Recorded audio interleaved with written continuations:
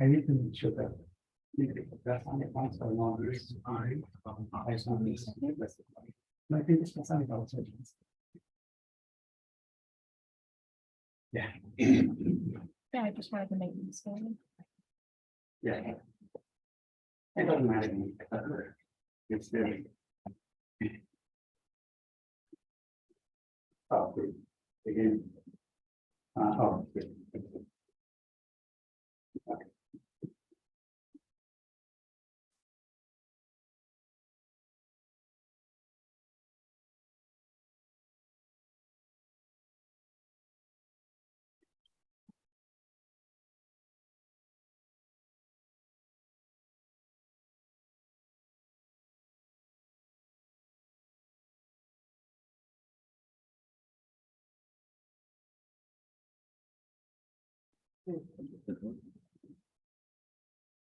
All right, thanks. Okay, good morning. So, my name is Baojin. I'm a professor of computer science. I will be facilitating this spatial talk. So spatial because this is our school's like a first faculty colloquium. That reason I'm going to first invite our school director, Professor Zajewski, to maybe officially kick off this faculty colloquium.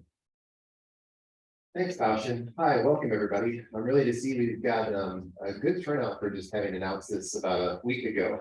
Part of the goal for this colloquium is we want to try to make sure that ASU understands that we do have a school of computing and augmented intelligence, and that when we are seeing all these broad questions about AI, we have deep expertise at ASU in these topics. We have our speaker today, who's the former president of AAAI, the leading society for artificial intelligence in the country. But along with him, we have an extremely deep bench of faculty working all across these areas. And we're really hoping that we can use this as a sounding board to start generating conversations across the campus on ways that our school can help get better embedded and branch out and start leveraging our knowledge, our places in the community to help getting AI solutions to the broader ASU community and helping make us connections to strengthen partnerships. So I'm really excited about the talk today. I've had the pleasure of hearing various talks from Dr. Rao over the last 11 years, and he's an excellent speaker. I wish I could be as eloquent as him. Unfortunately, that's not the case. So hopefully he'll have some AI techniques that can help me improve my speaking soon, and just can press a button and play, and then we'll be good. Introduction time. But with that, I'm going to hand it back over to Baoshin to introduce Rao. And again, thanks everyone for coming to our inaugural talk. Right. Thank you, Russ. Okay, now I'm going to introduce Professor Rao again. Although Rao doesn't really need any introduction. Okay. I'll read the bio. Okay, so I guess probably it's rather much longer bio than this. Okay. Professor Sabro Kambapati, you know him to his colleague and student by the DNA Rao, right? So he's really a person without any introduction needed. But anyway, so he's a professor of computer science here. Professor Rao studied fundamental problems in planning and decision making, motivated in particular by the challenges of human-aware AI systems. He's a fellow of Association for the Advancement of Artificial Intelligence, the American Association for the Advancement of Science, and the Association for Computing Machinery, and there was an NSF Young Investigator. So he served as the president of the AAAI and the trustee of the International Joint Conference on Artificial Intelligence, the chair of AAAI Section T, and the founding board member of Partnership on AI.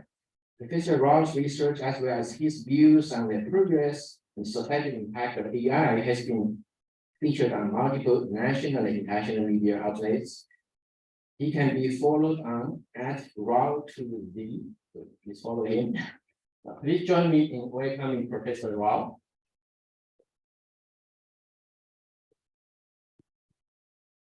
Okay, thank you very much. You can hear me, right? Okay. Thank you very much for all of you for coming. I know that post-pandemic, we don't understand the idea of actually going anywhere. We're all in the Zombie land. So thank you for the Zombie land people for being in the Zombie land. There are about 63 people apparently there. But I'm really happy that you showed up here because it's so hard to talk to Zoom. And also, I want to start by thanking, in addition to all my great colleagues, one particular guy, Wang Lu, my dear colleague, and the guy, whose presence in the department makes me come every day because he's there, I show up. And he heard a version of this talk and decided that everybody should hear this. And so he went out of his way. In fact, he probably spent more time making this talk and the building here happen than I may have in actually preparing it. I hope, thanks Juan. It's about 12:30 in the night in Hong Kong, where he is right now, but I wanted to thank you. Okay, so I'm going to talk to you about beauty, vice, and ChatGPT, the promise, perils, and limits of generative AI revolution. I know that everybody is an AI expert these days. In fact, I just found that the fastest things on earth include cheetah, airplane, speed of light, and people becoming experts in AI. So, unfortunately, I became an expert, quote unquote, expert in AI in a much slower way. I've been here for 32 years, and I've been working in AI for 40 years. So I'm a slow, really badly damaged cheetah in my expertise of AI. I did want to mention that even though today's talk is going to be ChatGPT, and there are some aspects of our group's research in this talk, a large part of our research actually is in human AI interaction. How do we get either robots or AI systems to work with humans? We want them to be talking to us in our terms, explaining their decisions in our terms, taking advice from us in our terms. That is actually my main research. And in fact, there's several talks on my YouTube that I'll show you in a minute. But beyond nodding and pointing, widening explainable and advisable human AI interaction, which is available on my YouTube channel, is the one that you would see if you are trying to end up to get the rest of the big part of our research. Okay. Plus, of course, there are students there. Since we're talking about ChatGPT, the other day I tweeted that professors are just pre-trained general purpose transformers, general pre-trained transformers, fine-tuned on their graduate students. Really, that's what. So if I'm trying to say something, I'm channeling my students. So we have some of the best students in ASU grad program, as well as, of course, all the undergrads and all that stuff. But we really like working with the grad students. And I have some of the very nice ones too. Like I said, there's a whole bunch of other comments, including the symbols and ring of Luca, as well as the beyond pointing, which are a lot more closer to my research and are more technical. So if you're interested in that, you should look at them. For this talk itself, I actually am trying to make it more accessible to a large number of people, irrespective of their background. So it will kind of shift between being slightly technical to being less technical, to being more about insights, to back to technical, etc. So if you are at any point either lost or bored, think of it as weather in London, where if you don't like the weather in London, you wait for 10 minutes, it change anyway. So if you don't like the current tone, in 10 minutes, a couple of minutes, not even 10 minutes, it change. Okay.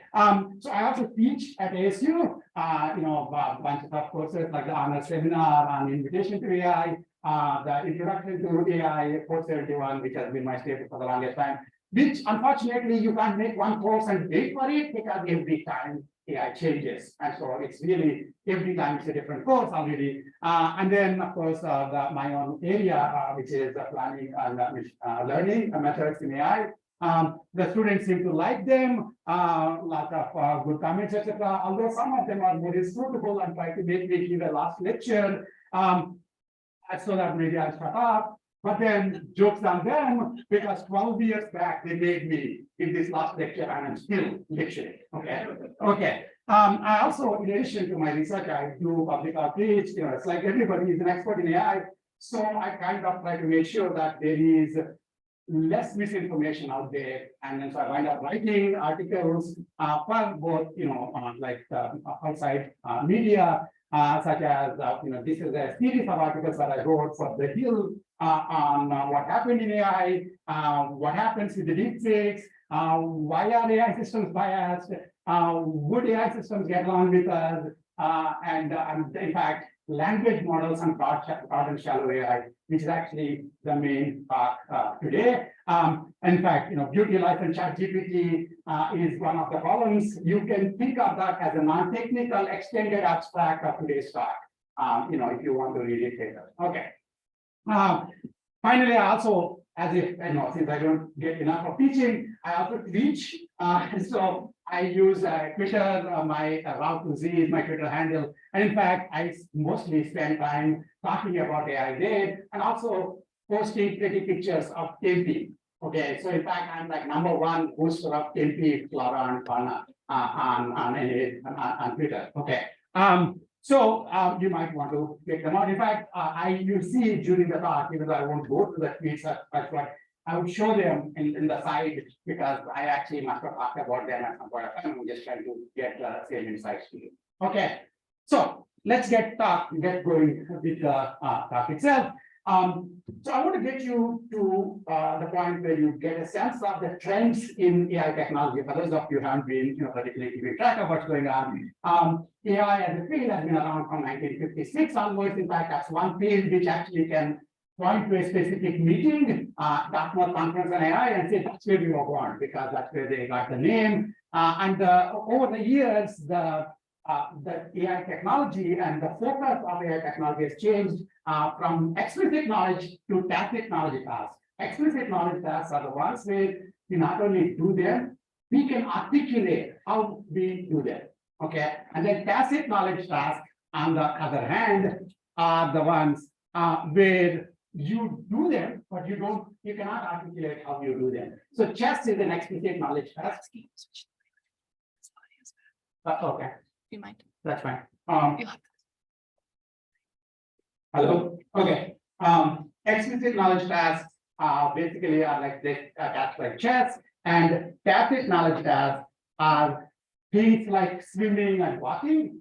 In fact, you do them, but you don't know how to do them. In fact, my joke when MOOCs were taking over the world and all the university faculty were in the danger of losing jobs, I wanted to become a swimming instructor because nobody can learn swimming by watching videos, most of them.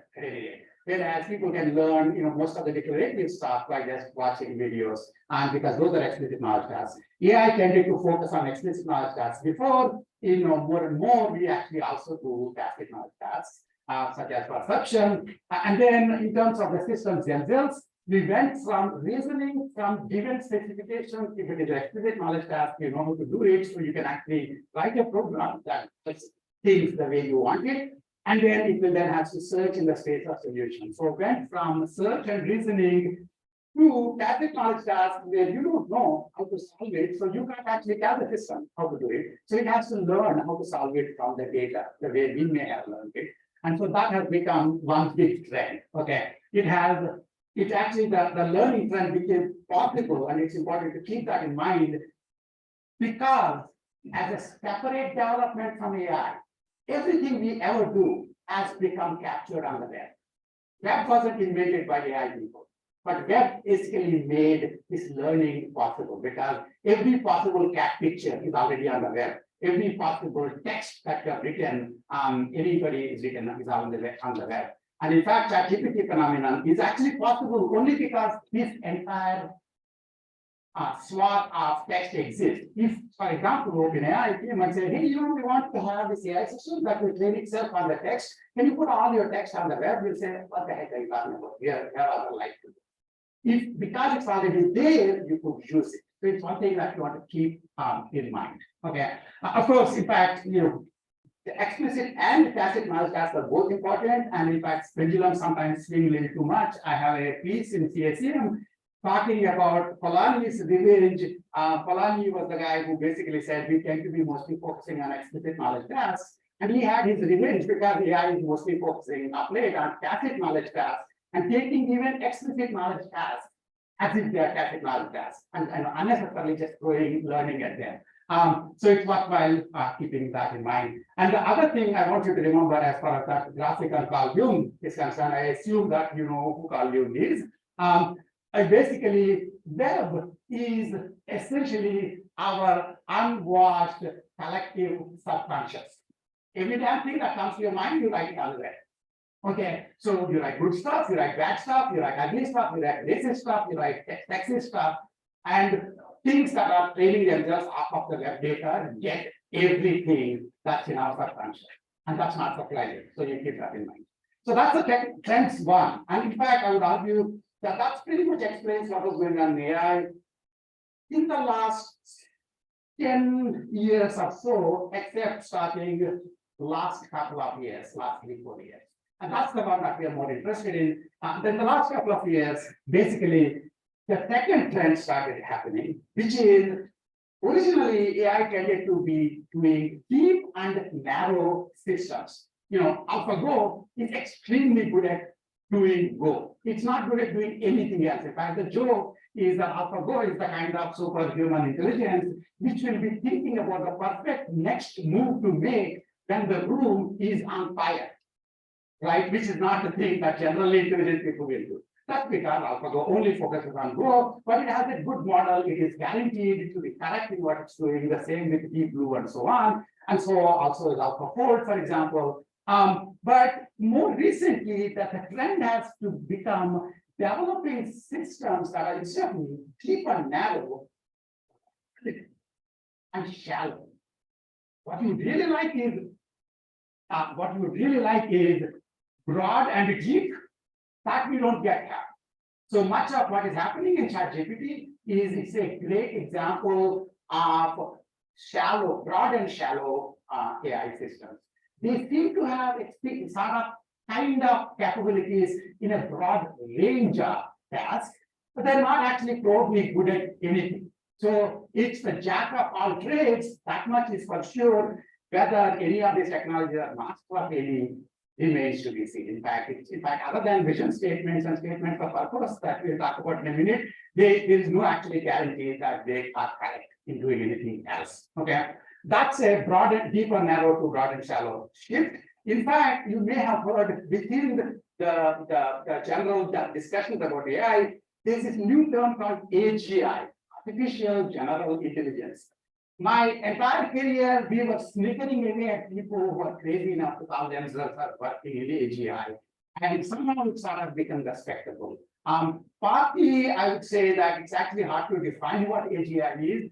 If you think of AGI as broad and shallow artificial intelligence systems, a lot more things will fall into place for you. That's actually what they are. Anyway, the other point, that other trend that you want to think of is thanks to the AI technology, is from discriminative to generative. Discriminative, if you're using machine learning, you can either think of training a system which, given a mail, will tell you whether it's a spam mail or not spam mail. Takes a transaction that it cards and say whether it's fraudulent or non-fraudulent, etc. And takes an English essay and says, should it be getting A or a B or a C or a D? That's discriminative classification. Generative, on the other hand, is you should be able to actually learn the distribution of the objects that you are trying to classify. So instead of just looking at the essay, can you produce an essay and then also give it a grade? Can you produce a mail and that I want it to be spam, so you produce a spam mail, for example. So generative AI will produce the data that is actually classifying, which is something that wasn't possible. Theoretically, we understood this can be done. It turns out from a statistical perspective, one is a conditional density, other is a joint density that you're trying to learn. But it turns out that there were not enough systems which were good at actually generating the things that they were trained, that they were actually classifying. Okay, so if you have a chance of having an instructor grade your essay, would you like that instructor to be discriminative instructor or a generative instructor? That means you want the English teacher to only be able to tell whether or not this is A or B or a C type essay, or do you want the English teacher to be able to actually write an essay of her own, so she actually knows how to produce a good versus bad essay, and then she's using that knowledge to figure out whether it was a good or bad essay. Obviously, generative sort of beats discriminative because it's a superset to some extent, but generative revolution has actually taken over a lot more. It wasn't so much that people didn't know about this technology, it was just not feasible to train systems that have large enough capacity that they, instead of just taking the bit about is this spam or not spam, they can actually produce an entire mail that is consistent and say whether it is spam or not spam. Okay, the example that I give for some of the students who are there, who have taken, who have suffered to my intro to AI courses, the example I give is, remember the end of the math textbooks when you were in the grade school, and they would have answers to all the maybe odd numbered or prime numbered problems. What about the rest of the problems? Why give the problem for which you don't give the answer? What's the point of it? Are you being like in a sadist? Well, it turns out, as any of your teachers in this room or in the Zoom land can say, setting questions is much harder than answering them. Setting questions that are actually doable is much harder than answering them. Okay, so people, the reason those extra questions are useful is because somebody generated them, even if they didn't give you the answer, all they're missing is the label. Okay, so you have given X1, X2, Xn, and you just have to figure out the label Y, which is the answer to the question. And giving that is not easy. In fact, that's the generative yeah. Okay, so this is the kind of background. It's a little bit technical, but now fun examples. So obviously, generative AI is all over the place right now. You heard about DALL-E system. So if you have pick up, if I say a woman working on a computer, and I stop, many of you can imagine a woman working on a computer. And if I continue and say a woman working on a computer, Gemini writes style. The few people who are from India and who know Gemini Rai, this Bengali painter, would kind of imagine a painting in the style of Gemini Rai who's working on a computer. We always were able to generate these pictures in our heads. We didn't have a little USB connector that we can connect to the printer to actually print it out. Only some of us who had the capability of actually painting knew what they were seeing in their mind's eye. They could actually transfer it to a canvas. Okay. However, now with AI systems, they're full of USB connections, right? So whatever they can see can be printed. So that's what DALL-E said 2 years back about Gemini Rai style woman working on a computer. Those of you who then at least there's one Bengali I can see, basically you can see, yes, this is Gemini Rai, because Gemini Rai has this very distinctive elongated eyes and all that stuff. Okay. And then the other one is woman working on a computer, R.K. Lakshman style. I'm from India, so these things matter a lot to me. R.K. Lakshman is a cartoonist, that's actually a cartoon style. Okay, the same thing. I just said this, I didn't say anything more. DALL-E was able to generate this. Why? Because it trained itself on all possible images on the web along with their captions, and it somehow found patterns so that it can go from new prompts to new images. This is an amazing theory, amazing amount of technical stuff, not much theory yet about it. For example, diffusion models right now, but I'm not particularly going to go into that right now. But clearly, once you can do this, it's not surprising that you can start making deep fakes. Okay, instead of asking, do you have can you make me a woman painting, a woman working on a computer on Gemini Rai? So I can ask, can you show me Obama hugging and smooching with Donald Trump? There is no problem. They can actually do it. DALL-E would let me do it because DALL-E would say, well, you ask this kind of question, we will stop your access to DALL-E. And then came along Midjourney and Stable Diffusion, which said, we're not going to put any restrictions. We are a free country. Anybody can do anything. And so next thing, you know what happens, in fact, we could see that the deepfakes were going to come, and not surprisingly, deepfakes started coming. In fact, this was the most recent deepfake that many of you have seen. This nice happy little Pope, right? And in fact, you think the deepfakes have to be like gory, and the same week actually there was a deepfake of the Trump being dragged away. Which deepfake do you think is worrisome to the society? I would argue this is more worrisome. As nice as Pope looks, and who doesn't like Pope wearing a puffy jacket, I would argue that most people were taken by it, including myself, because it looked like this guy is wandering around the world and he does wear random clothes of the local extraction. It looked like a benign thing, and I assume he did do that. Okay, now the problem is that's how you slowly get into alternate realities. You know, remember the what are those things? Lobsters. I'm a vegetarian. I don't really know how this works, but if you want to eat lobsters, you don't just put them in the boiling water. You put them in normal water apparently, and then try to eat it, and they don't mind at all. Okay, because you slowly increase the temperature. Every little temperature you will seem to realize. So in fact, these kinds of deepfakes are more worrisome to your sense of reality than Donald Trump being dragged away, because you would have double checked with New York Times or CNN if this really happened. Whereas most people who saw that did not recognize that, and so did not bother double check. Okay, so then there's other kinds of generative things, whisper and valet, which is basically the generating speech instead of generating images. And so you heard this already. There's a panicky call from your mom saying, "Oh my God, I'm stuck. And I need exactly $29 from you or $2,900 from you, depending on how generous you are to your mom." And then you send that money, right? And so this started becoming a big enough thing all over the place right now. And so in fact, so this FTC actually came up with a warning saying, please don't assume that if it's your mom telling you that it's your mom, really. Ask your mom some code word, ask some tough questions to make sure that it's your mom. Okay, now you might say that's like a very unromantic type of world. Wow. Yeah, but that's the world we have to live in, because voices can be cloned. In fact, there was a story in on Channel 3 this week, on a pretend actually, where basically they were talking about this woman who got a call from her real story, the woman who got a call from her daughter who was on the ski trip saying, I got kidnapped, you need to send me $20,000. And they kept talking to her, etc. And then thankfully the mother was able to figure out that in fact the doctor was safe in the ski lodge, but she was almost about to give money. So in fact, the person who did this, Susan Campbell, who did the interview with me as well in the story, she wrote to me that this was in Scottsdale, by the way. This is not somewhere far away that we don't need to worry. I mean, the voice cloning scams have come to your neighborhood. Okay. And Susan Campbell told me yesterday that she knows of 3 other women who in the valley who had this problem, and one actually lost it. Okay, this is not theoretical stuff we are talking about. While we are talking about it, let me say that I always wanted to be called an AI authority in the press. I finally got called an AI authority in the press.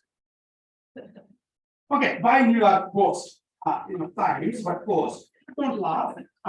Alexander Hamilton started New York Post.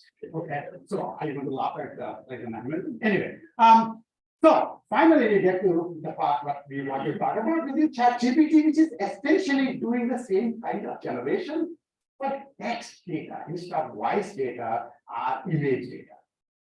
Okay, now you would say that's not a big deal, but it turns out if you are a lot more worried about ChatGPT, and you're hearing a lot more about it in the news than images and the voice, it tells you how much of a linguistic animals we are.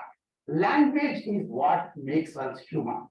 And so when we lose that, when other things can do language, you start worrying, saying, what the heck are we going to do? How are we going to handle this new problem? Okay, so LLMs essentially generate completions to any textual prompt. I wrote generate answers and cut it up and wrote completions.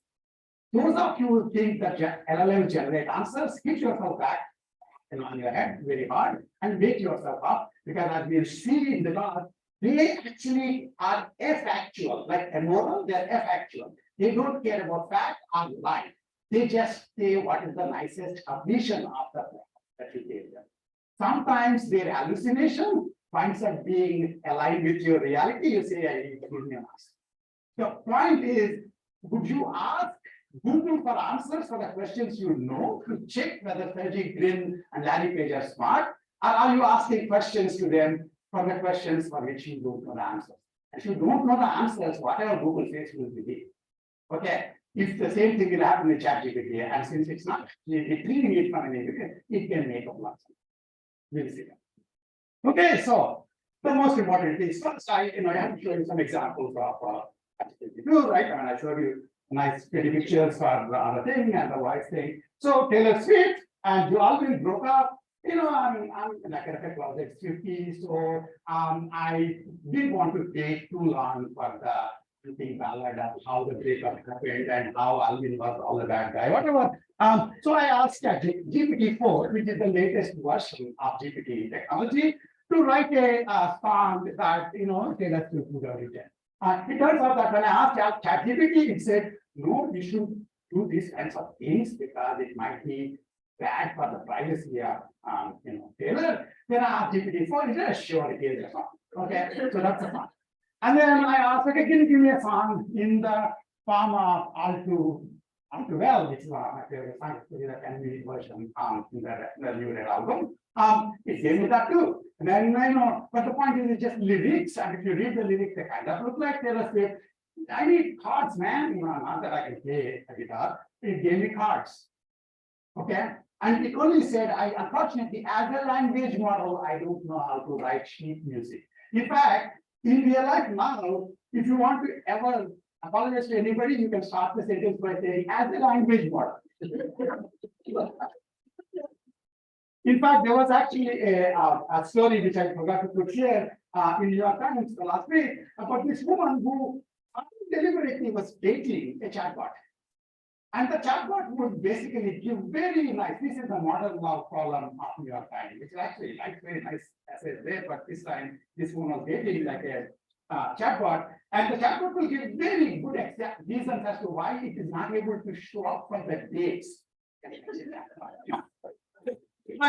So it would just basically make up random stuff. So I was thinking about it. I think as a large language model, I can't come to date has become the new. As I have to wash my hair, I can't make it to the day today. So it's a new world that we are living in. Okay, so this is my talk today. I did make an abstract. So why the heck should I make an abstract? And I asked ChatGPT for the abstract. It gave me an abstract. And it turns out it's a reasonable abstract. Okay, so in fact, one of the interesting questions about this is, for many of the things that you use ChatGPT for, there is no strong notion of truth and falsity. Like an essay on a cow, or essay on Jim Crow reparations. There are huge numbers of things that you can write that are more or less okay. And what English teachers will look at it, is it in good English? And we have, across our history, human history, conflated form with content, with beauty, with character. And it's a long thing to do, but it worked out okay because they seem to be kind of seriously correlated in the world we are living in. In comes ChatGPT, where everything is beautifully written. The junk, as well as non-junk, as well as facts, as well as fiction, is beautifully written. And so you no longer can assume that because it's written well, it must be true. Okay. So what's great for vision statements and political speeches? Arnav Hussain here was asked to give a vision statement to have the privilege of being our graduate program chair. And sucker that he is, he spent 1 week and wrote an actual vision statement. And apparently he told me his son then said, "Are you a sucker about that? Here is a vision statement that ChatGPT made in 3 seconds." And the sad part is, as Arnav was saying, he liked that vision statement just as much, and maybe even better. Vision for comfortable lives. You understand what I'm saying? It's like, so there are different kinds of life you can tell yourself, and they just you don't want to believe them. It's not a question of is there a specific truth to it. Okay, so that has caused lots of worries. First it came for chess folk. I didn't panic because I'm not a chess beat, right? And then it came for the Go folk. I didn't panic because I wasn't a good beat. Then it came for the graphic artists. I didn't panic because I'm not a CV. Now it's coming for essay writers. Now it's coming for people who write, who never can. Everybody writes. Oh my God, what's your, plan of action to make sure that AI is not going to basically take over everything. Okay, so that's the thing. And I think that angst is not enough. It turns out that there is this angst about standardized tests. In fact, GPT-4 has shown the third-party valuation of GPT-4 showed that all the standardized tests, including uniform bar exam, LSAT, SAT, math, blah, blah, blah, it scores well enough to get into top schools. You understand what I'm saying? Now, you might say, oh my God, what are we going to do? And as I will tell you a little later, and I'm going to say it earlier, for every standardized test, there is a standardized question bank. How many of you are master students in computer science? You all know this. You're basically, instead of taking courses, you're mugging up the lead code example just so that you will do well in the interviews. That's what you know, right? Though there was this old question that Microsoft saying, why are manhole covers? The very first guy who was asked that question had to reason from first principles. If you don't know, I'm not going to tell you because maybe at least one question you should answer. But nowadays, if they ask that question, all you will know is whether the sucker has read all the question banks. Right? Because everybody knows the answer. It's not because they learned from the first principle, they just basically saw the answer before. Okay, now every single person, including our own very capable MS students, can only read a small fraction of the web. Welcome to ChatGPT, which reads the entire web. The entire web. You understand what I'm saying? And so you have to take into consideration the fact that these tests are made such that people are not superhuman enough to have read everything up before. In fact, back when I was there, and this is like I hope ETS won't come and get my score back, but back when I was undergrad, I went to advanced GRE test, and even though I never completed the exam until the very last minute, this one, after the first half an hour, I said, what are we doing here? I already answered it. It was all obvious to me. And then I thought, I must be really smart. And then I thought, hey, I saw this last week. Why? Because the reason, those of you who know AGR, EGR, SAT system, ETS tells you, you're not supposed to remember and tell the questions that they ask you to anybody else. How dare they? How do they own your brain? You get to say whatever you want outside. Now it turns out that my friends apparently didn't care about ATS, so they wrote up a question back. And these guys were so lazy that back here, they actually repeated the exact same question paper from the previous time to the next time. I mean, extremely. I got 950. Okay, that's the big number.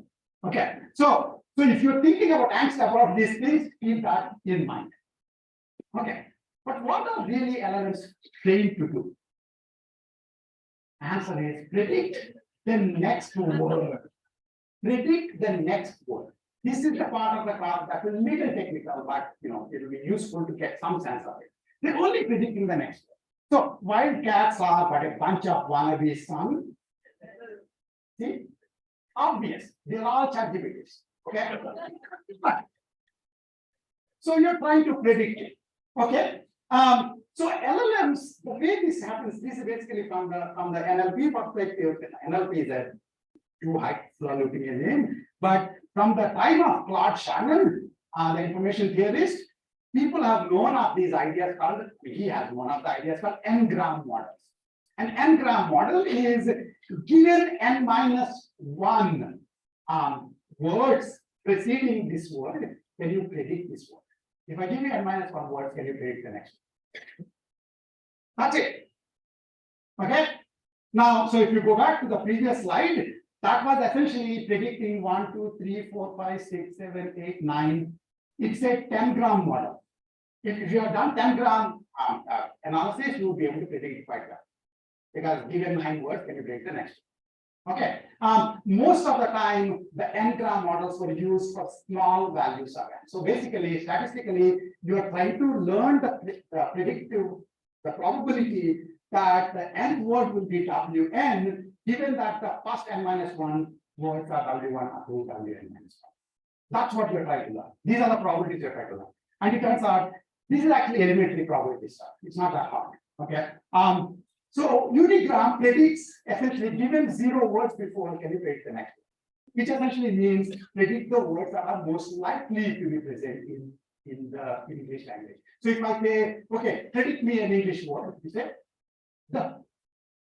That's a pretty obvious one. Everything else is lower probability than that. Okay, so obviously you would not just take the most likely, most highest probability, but you take the distribution and you sample from the distribution such that the words with higher probability are more likely to be sampled. That's what you do. Okay, so but since that is such high probability, you are likely to get that. Okay, bigram model, given one word, can you predict the next? Trigram model, given 2 words, can you predict the next one? ChatGPT is a 3001 gram model. That's it. You got it. Okay. It's given 3000 words. Can you predict the next one? Now notice that the bigger the N, the more amount of correlations between the words and their context that you can take into account. A bigram model, a unigram model would essentially keep saying the various, likely words, and it doesn't look like a particularly good English. Bigram is slightly better, trigram is slightly better. At 3001 gram, you have no clue how good it is.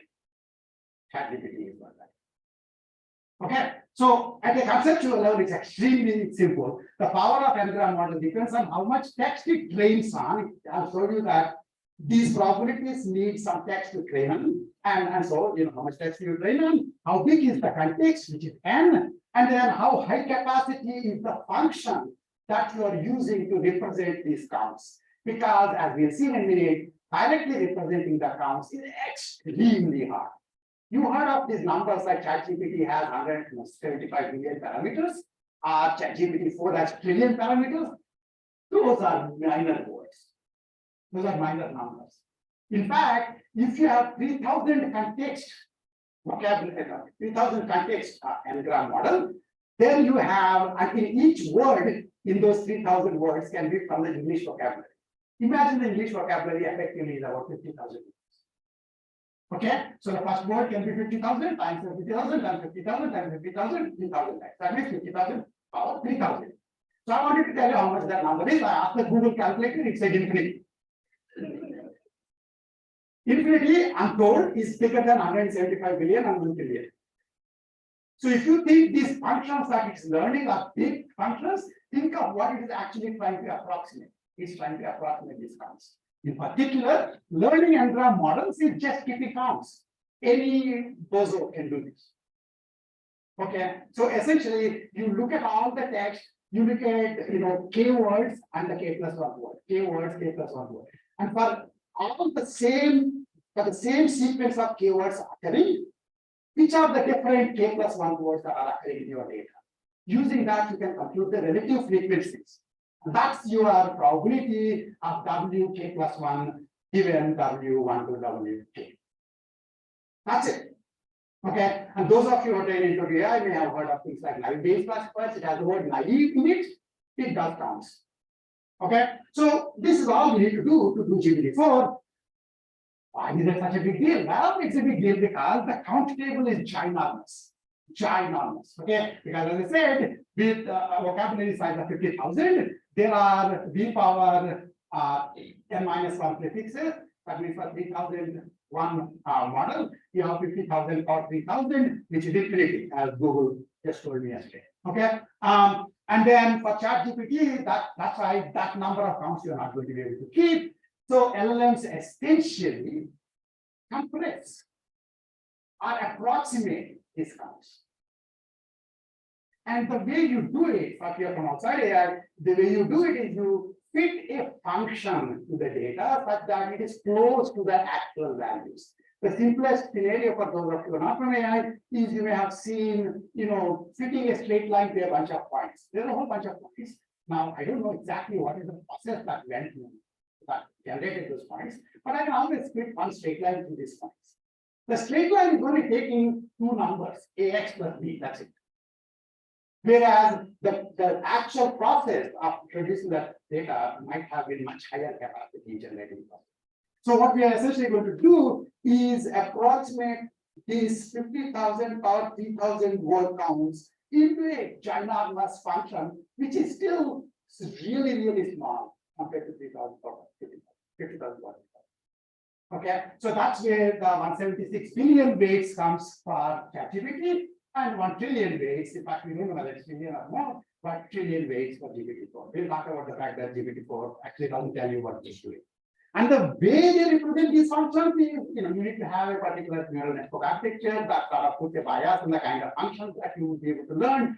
And those are the transformer architectures. This is the stuff that you would learn if you want to actually do this yourself. But more of this talk is actually getting these insights about what is it that these LLMs are trying to do. So they're essentially compressing. And interestingly, when you compress and approximate, there are two things that happen. The few places where there are, so one of the things about a 3001 gram model is the counts, the probabilities for most 3000 word sequences. The probabilities, conditional probability that a particular word will come next is extremely low because the same 3000 words occurring again and again and again in your database, even if it is 600 gigabytes, as we'll see, is vanishingly low. So what you'll wind up having in the counts is mostly zeros because you actually don't have data. Okay, this is the kind of thing that we do for those of you who remember my base. That's why we do Laplacian smoothing. This is stuff that only they will know. The other people don't have to. That's a way of regularizing what's going on. And in fact, this function winds up regularizing. And so for the places where there are actually probabilities, it might get the wrong probability. For the places where you did not have enough data to get the probabilities, it will guess a probability. That's exactly what happens when you took data points and put a straight line to it. Then that straight line will tell you, even for a point that's missing, what would have been the y-axis there. That's what a generalization and compression does. Okay. In essence, the function, what you could say is the function somehow must be learning abstractions over 3000 word sequences. The same exact 3000 word sequence almost never occurs again. Whereas a same exact 2 word sequence occurs lots and lots of times. So bigrams are easy. Whereas 3000 word grams, 3001 word grams, you have basically, even though you thought you have 600 gigabytes of data, it's extremely hard to get that those things to repeat. And so this is essentially kind of abstracting them and sort of figuring out regularity. So even though these 3000 words are slightly different from this set of 3000 words, one of these, let's say 175th word is the difference, but that case in all between the two. And so they may have to be like. This might be what the learning process is doing. Now, it turns out that learning, getting good intuitions about this learning process is extremely hard. Nobody knows good intuitions about why these LLMs work. We'll talk about this in a minute too. So coming back to the wildcats are a bunch of wannabes and devils. The way you are essentially training the LLM is if you have that sentence, you essentially convert that sentence into a bunch of prefixes and the word to be predicted. So if I say wild, you should be able to say cats. If I say wild cats, you should be able to say are. And if you say wild cats are, you should be able to say are. These are the things. And so at any given point of time, there is an approximate representation of the function. The function actually tries to predict what the next word is. Imagine in the middle of the training, you ask what is the, if I say wild, what is the next word? That function might very well say geese. Okay, so then it said geese, but you want it to be cats according to the data because you're looking at the data yourself. It's basically what's called auto-regressive learning, where you're looking at the data and closing one word and trying to predict it. Okay, so all you need to do is the error is cats minus geese, and then you predict, you take this error and propagate it all the way to the weights. That looks very facile, but the thing that really happened in AI is we know how to do it. It turns out that these words become high-dimensional vectors. Okay, and you're taking difference means you're taking vector difference. And this vector difference can then be pushed through changing the weights a little bit. The 176 billion weights can be changed a little bit at a time. How much should each weight be changed?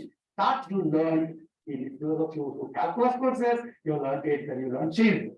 And basically back propagation is nothing but chain rule with dynamic programming steroids.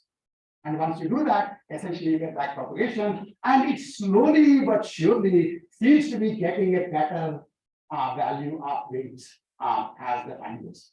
So that's basically what LLMs are doing. It does this for repeatedly for every possible sentence.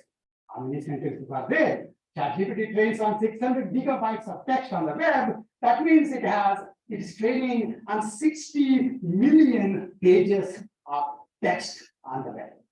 So for 60 million pages, imagine some number of, but it basically considers language as like a continuous sequence.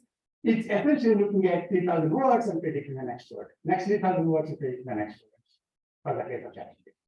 And there are enough examples, and there's enough time to slowly learn the weights. The only painful thing is it takes a humongous amount of computational effort, which is why you are not doing it.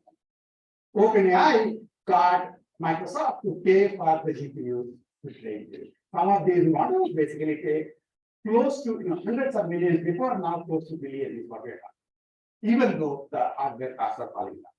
So in essence, it learns a high capacity function that has these 175 billion parameters, but still, again, as I told you, remember that it's still much smaller than 50,000 power 3,000. That's what the bill is in terms of function approximation. Okay, and it requires extreme computational facilities.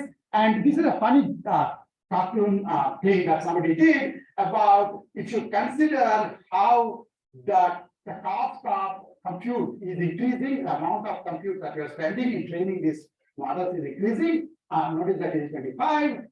So if it increases, it should fit a close by exponential function. And then you consider US GDP, which because most of us are lazy pumps, it's not at all increasing exponentially. And so it's kind of going in like very slow, lazy, straight line. And so 2026, middle of 2026, we will need all of our GDP just to train these models.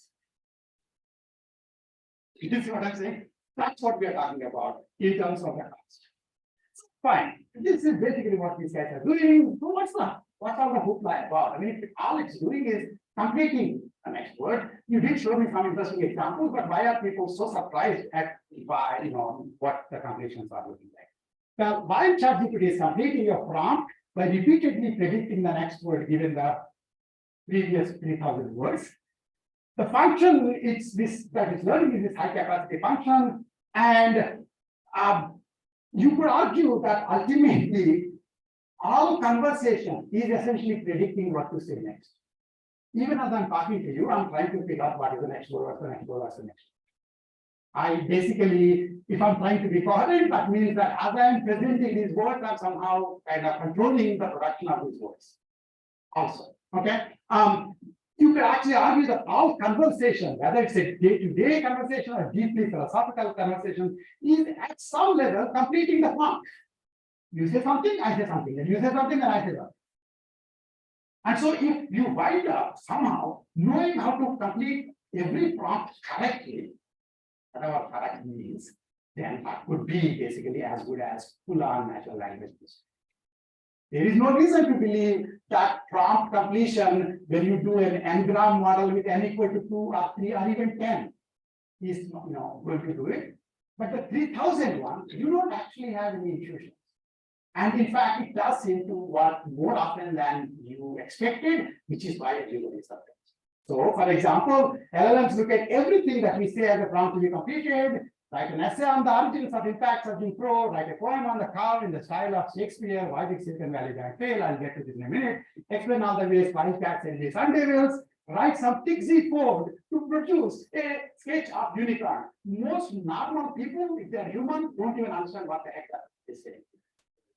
Okay, and no human would ever want to do this, but these people at Microsoft, the Microsoft people, they're not necessarily. Anyway, so they asked this prompt, and then essentially it wrote a piece of code which in LaTeX looks like that.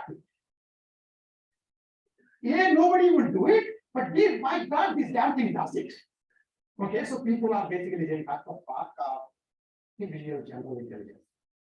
Okay, so whether we think they are asking questions, pouring our hearts, talking to them, LLMs see what they say as prompts to be completed, and if there is meaning in those completions, whether it's facts or humor or pathos, which is your hands.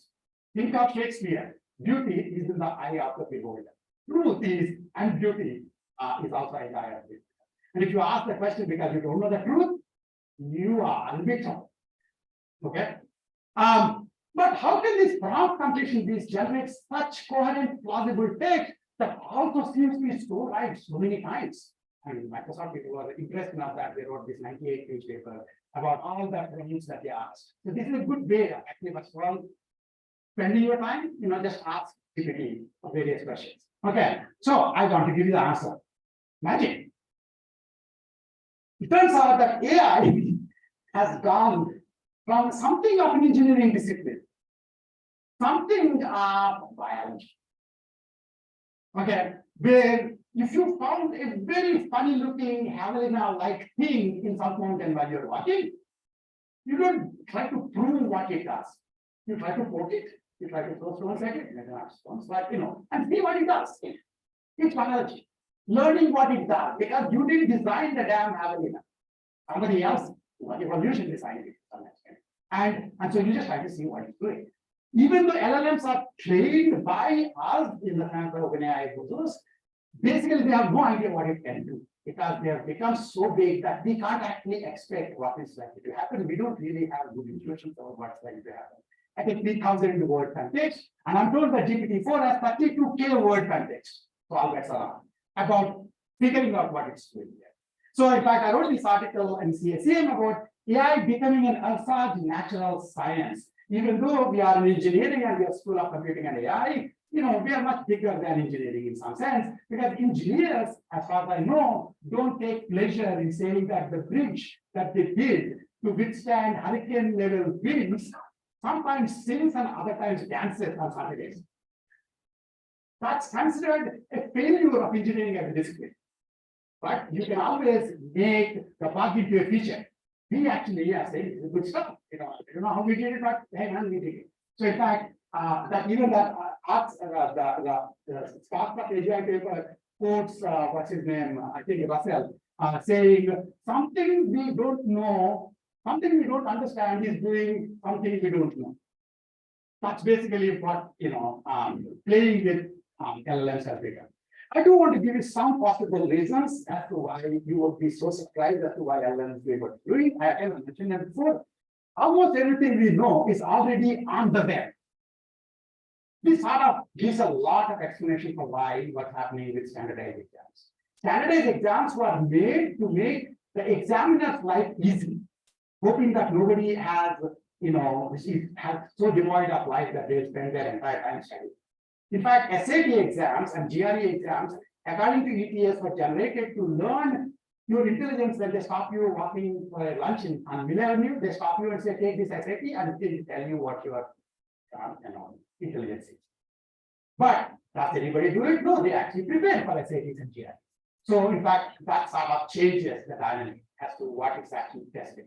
The second thing, as I already mentioned, is completions over large 3,000 word context windows can be much more directed than you have any intuitions about. Things like left hand, what will happen right. That's like a 3-gram model.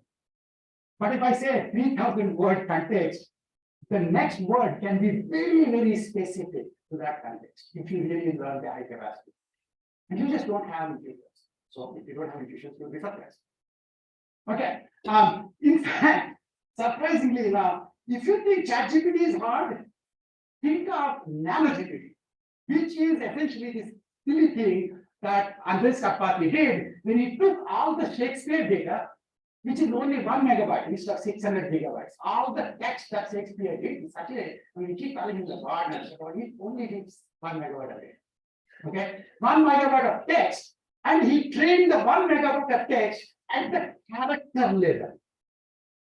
You think in terms of words, but you can also, this is a sequence of the English language can be thought of in terms of words or thought of in terms of characters. You can actually do LLM prediction in terms of the next character. In fact, I would say it's simpler because the number of character possibilities is only about 60, because 26 lowercase, 26 uppercase, and a bunch of punctuation marks. And so what this guy did is essentially train the same transform architecture with a 256 character context with the 60-word vocabulary on this 1 megabyte of Shakespeare data. During the training, if it uses something like a bigram model, this is what it produces. Looks not at all like this. You say, yeah, what do you expect?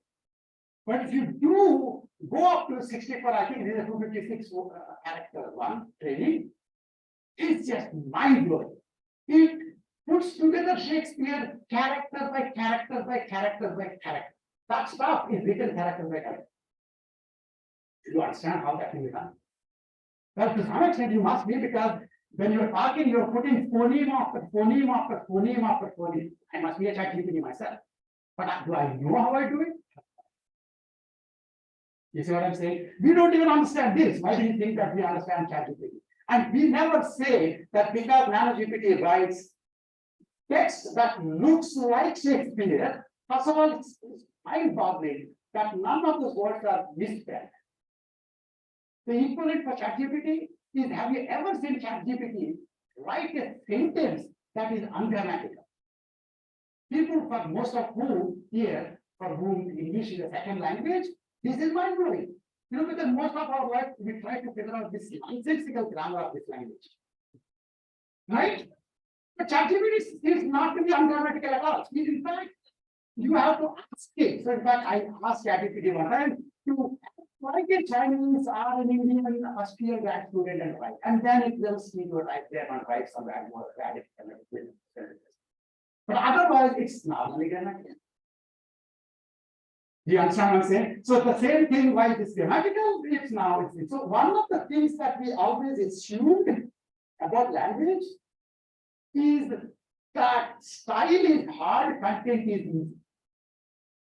It turns out actually that style is easy for these kinds of things. Content or facts actually are much harder to get. Okay. So now this brings us to the question of, could there actually be limitations for these kinds of models? Would there be, if you're doing digital traces and you're learning from digital traces, then will bookish knowledge be not enough? Can LLMs take every possible task? Is there a limit to it?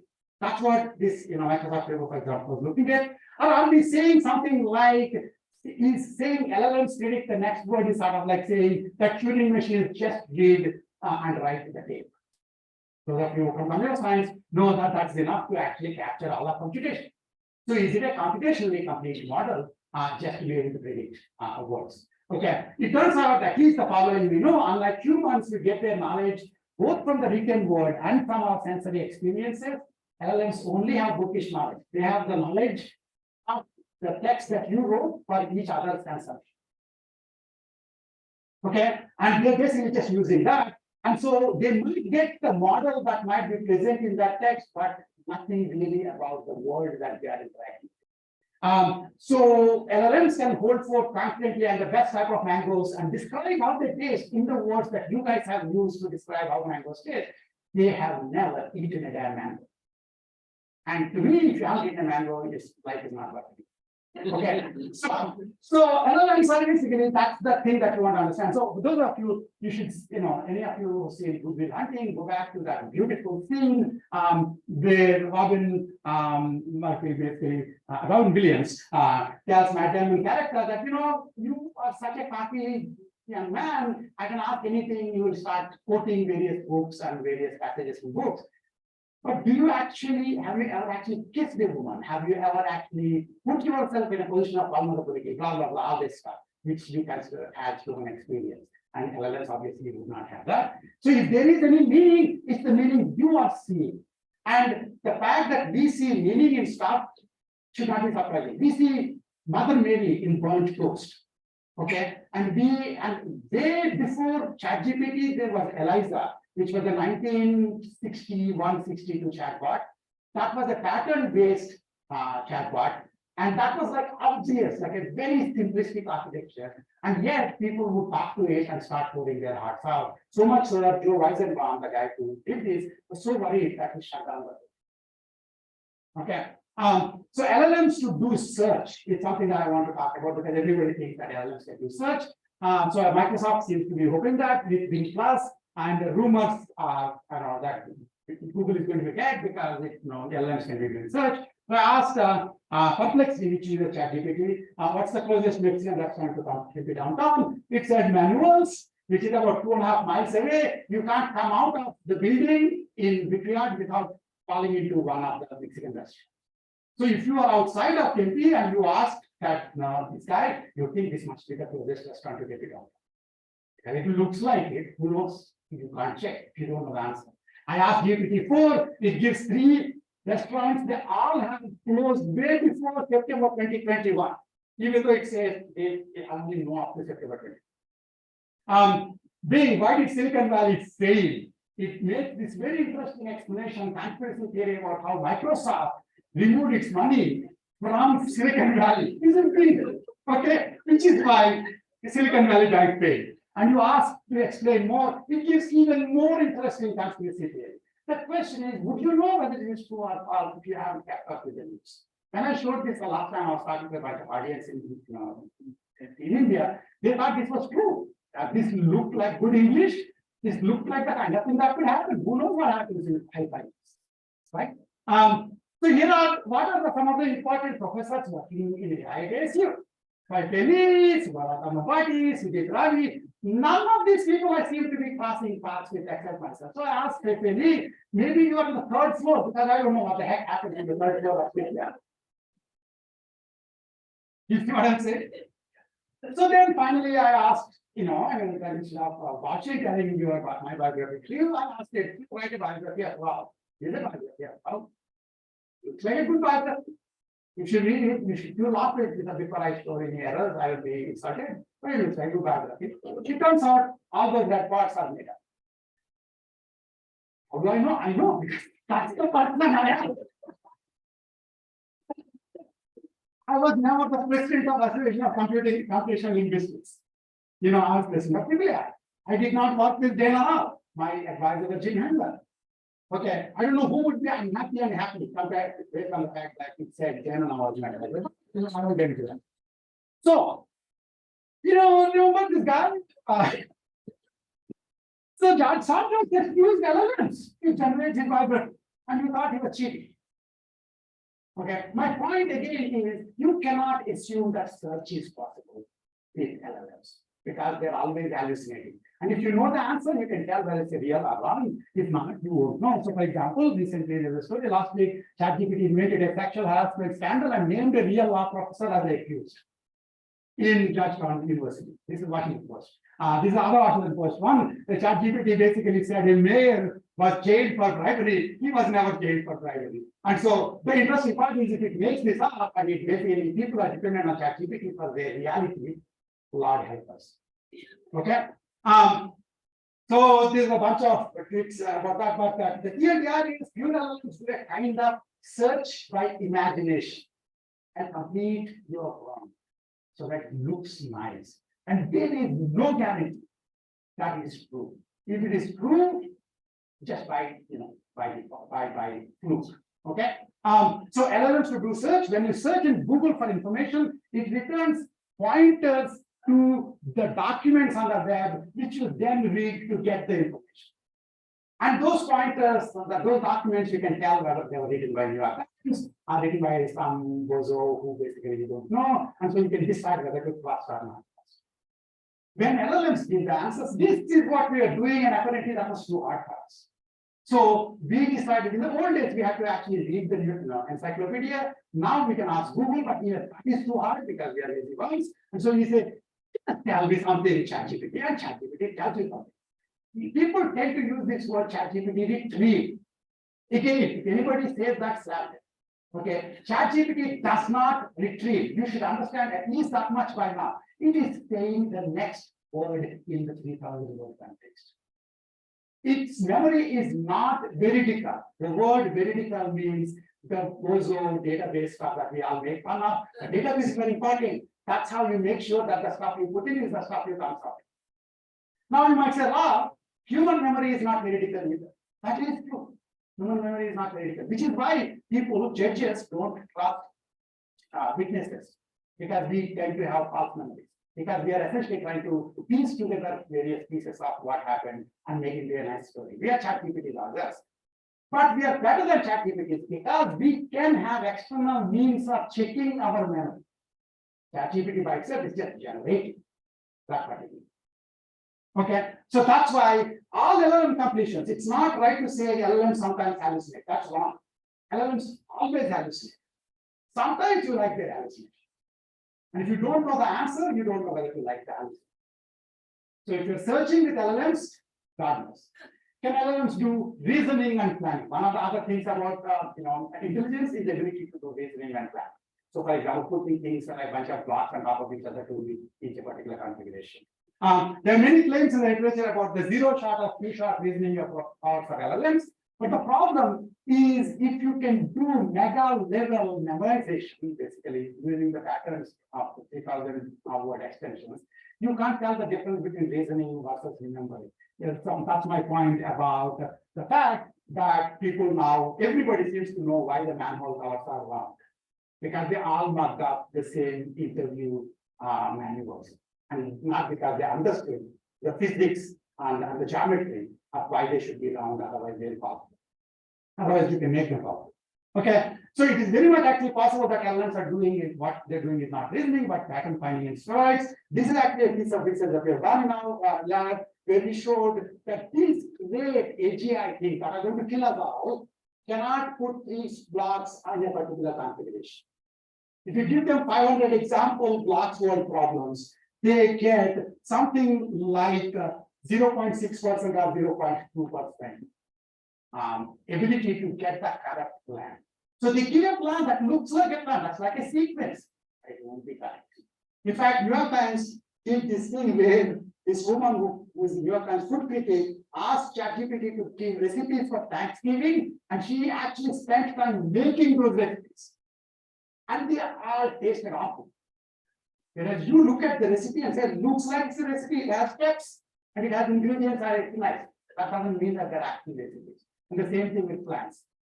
So in fact, there was like a write-up in the news about this. Large language models cannot plan. Human baseline for Black's world is actually much better. In fact, humans, unwashed humans on the Amazon and Turk can still get 78%. The ChatGPT gets 0.3%. So the question is, if you do GPT-4, will it be better? Because that's the one with the parts of AGI, remember? It turns out it does improve to 30%. But then one of my students essentially said, okay, take the blocks world and change the name such that picking up a block becomes attacking a block. Unstacking a block becomes feasting a block. Putting down means succumbing. Stacking means overcoming. So use other English words, but they don't actually have the meaning that you are expecting in the context. Reasoning, as Shakespeare said, a rose by any other name smells as sweet. Reasoning should depend on the names. It should depend on the pattern of the knowledge. It turns out that if you do that minor change, then GPT-4 goes to 0. 0.2%. This is the AGI that is supposed to kill us. Thermonuclear bombs kill us already, and they're not intelligent. Okay. So it turns out that if you're afraid of GPT-4 killing you, all ask you to do blocks world stacking problems, you do. Okay. One last thing, I guess, and actually I had a bunch of other things, but I'll just probably stop here with the technical part, which is expressivity of LLMs is that I'm talking about is for the pure LLMs. That is the ones that are basically only generating the completion, not using external solvers, not using external solvers. If you use external solvers, they become something like LLM modular solvers. And when you do that, they can have very different expressivity. So because these external solvers can actually be deep and narrow style AI systems. So for example, that we basically say is that ChatGPT is very well, even GPT-4 doesn't know arithmetic. It can't add numbers. How much ever it can do, it can't add numbers. But it can call its rich calculator uncle outside to do the numbers. And then it can do them. But then when you do that, it's LLM modular solvers. That is actually the direction that a lot of people are going. But that's very different from the expressivity of LLMs themselves. From a research point of view, you are interested in seeing whether just completion somehow starts increasing the intelligence capabilities. And that's not clear. So ensuring how a shallow manager can still provide guarantees via the narrow expert workers is a fertile direction for research. I'm going to, we have done some work in this, I won't talk to you about, but we basically use LLMs as heuristics for complete planners outside and just complete planners do better. If the humans are in the loop, they can take the idea and do that. The other thing that I want to show is just this slide, and I will stop, that while there are many great uses for LLMs, there are also a bunch of things that people are really worried about. Plagiarism, deepfakes, bias, existential ends. In terms of the plagiarism, there are a few things like trying to guess whether the text is actually generated by an LLM. So one thing that you can do is take GPT-2's weights and see if it would have been a likely text generated by GPT-2 model. If so, maybe GPT-3 and GPT-4 would have generated it too. And it turns out that is an okay idea, but not a great idea. There are better ideas like black and white list-based checking. That means, unbeknownst to you, the LLM would not use certain words in the completions that it's using. And since there are 50,000 words, you don't realize that it's not using 30 words. And it turns out that probabilistically you can then check how likely is it that this passage is done by an LLM based on whether the blacklist words are good. This is actually a pretty good idea. It's a watermarking idea, but unfortunately, I don't see why OpenAI or anybody who's actually selling LLMs would do this. Because why would they sell LLM to you, like when people can find out that you're using an LLM? You know, in Florida, they would give these costly Rolls Royces for renting, and they will put herds on the back. The first thing people will do is remove the herds, because if you are taking it as a vanity car, you don't want anybody to know that you actually got the car. Okay. There are deepfakes and there are bias, and can we make them behave? It turns out that RLHF is basically so another piece where humans actually look at two different extensions that the weights have generated and try to see which is better. And through this painful process, you try to redo the weight changes. The big difference is, unlike the original training, which is with respect to the data on the web, this up and down stuff has to be given by actual people wasting their time. OpenAI spent tons and tons of money using, having people in Nigeria work on this. So we basically, if ChatGPT is better or GPT-4 is slightly better, it's because Nigerians thought this is better than something else.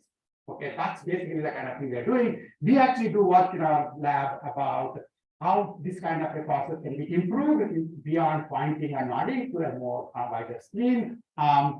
And then, as I said, the angst about the exams, not be worried. Can we stop them? In theory, you can stop putting any stuff on the web, or you can start putting made up stuff on the web.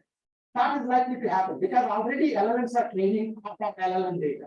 In fact, somebody left Google because they found that Bard was training off of what ChatGPT-4 was saying. So this is blind leading blind. So he said, I would rather be with the original blind guy, and he went and joined OpenAI. Okay, that is the way, in fact, this technology might start. More seriously, LLMs can be prompted to adversarial prompts. So you can start exploiting their goals to actually make them basically useless. That is possible. To be stop their development, you have heard before coming to the start, some calls to start, etc. I tend to think that these ideas are stop something for 6 months doesn't make sense. Eternal vigilance is more useful than endless calls for stopping research. That's where I'm going to add. And then those are my parting thoughts, that the thing ultimately about LLMs is broad and shallow linguistic competence. We are easily taken by it because we fool each other. In fact, we think somebody is smart or not smart based on the way they talk. We don't actually look at the content. We think of the style as a shortcut. And since we are taken by it, and since the systems can do this very easily, we are very worried as to where the system is going to go, where the society is going to go. And the transition period is going to be pretty darn hard. But one nice thing might be that it might force us to actually go beyond farm to look at content. The reason English teachers are very worried about ChatGPT based plagiarism is because they were never reading your essays. They were just checking to see if it has grammatical errors. Now they have to read. So the best indication of humanity may well be badly written, contentful essay. Not surprisingly, when I asked one of the ChatGPT detectors, the first one, I made a GPT text asking it, remember I said, asking it to write it as a Chinese student in the first year. So it would write slightly bad grammatical English. Then I gave it to the detector, it said it's human. Why? Because it never saw non-grammatical English in its life. Most of the 600 gigabytes of data it was trained on is mostly grammatical. And so I always believed, and I will continue to believe, that people for whom English is second language are more human than people who are English. With that, I'm going to thank you for your patience and those are the key takeaways. I assume we're out of time, but you can ask me outside the. Thank you very much.